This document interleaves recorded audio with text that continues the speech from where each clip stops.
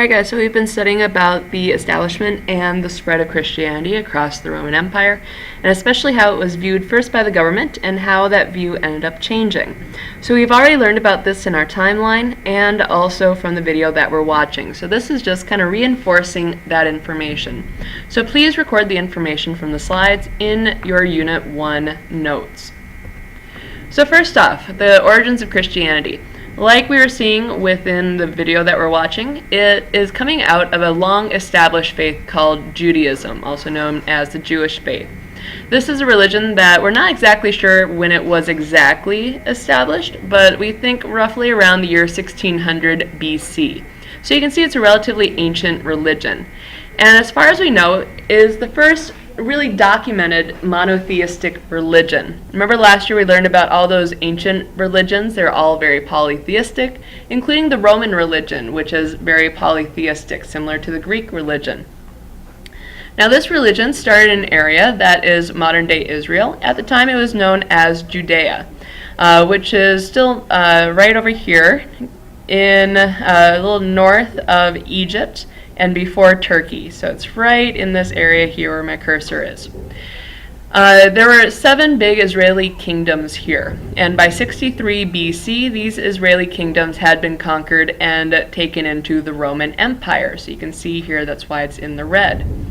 So it was shortly after it was conquered by Rome that we have a guy named Jesus of Nazareth who was born. We're not sure exactly what year, but approximately about 7 AD.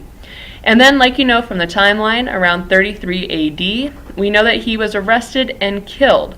And one of the reasons that he was arrested and killed is he started to gain a little bit of a following. And he was seen as a troublemaker because those who followed him started to reject the Roman government, which is why he was targeted. Shortly after his death, though, is when Christianity really starts to grow. Now the reason why it's growing has to do with what we were studying previously, which was the Pax Romana. Remember the Pax Romana, one of the things is they established this huge highway or road system across the entire empire, which made it easy to move troops, easy to move supplies.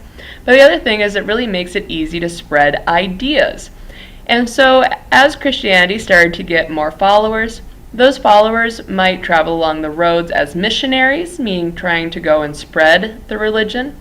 Or they could have just been merchants who were along the roads trading. Either way, the ideas eventually spread from Israel across the rest of the Roman Empire.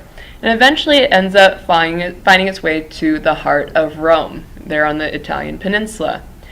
And like the video that we're watching, we know that the people who first were attracted to the religion of Christianity were primarily the poor as well as women.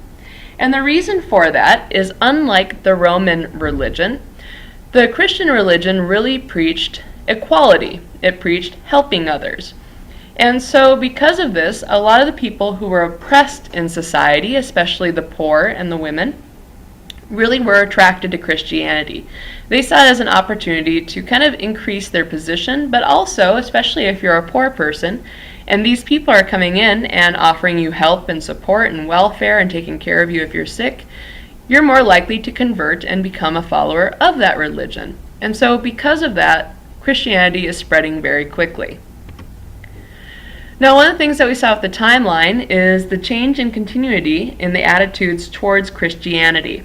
And we know at the beginning, Christians were highly persecuted because they were viewed as a threat to the Roman religion, and therefore a threat to the Roman emperor, because the Roman emperor was seen either as a living god or also as the head of the Roman religion. So in questioning Roman religion, we're questioning the power of the head of the government, which is the emperor. So they started to round up not just Christians, but people of other religious cults as well, and they started to systematically kill them. So we have some examples of this in the gladiatorial games, but also being arrested, crucified, and we call this martyring. To be a martyr means that you are dying for your beliefs.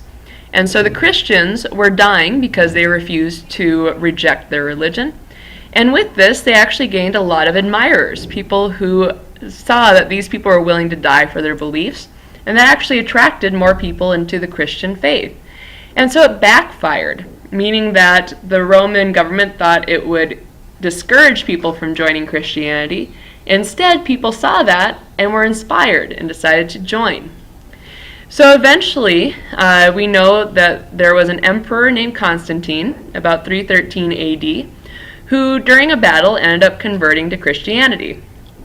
And some people believe that he really did believe in the characteristics of Christianity, but others see it as a political move, that he saw this as a way of gaining more support. And we can't be sure which one it was. We do know that his mother converted to Christianity before he did, and so he may have been inspired by that, but we'll never really know the real reason. With that, though, Christianity did not become the official religion of the empire, so it was still the old Roman religion.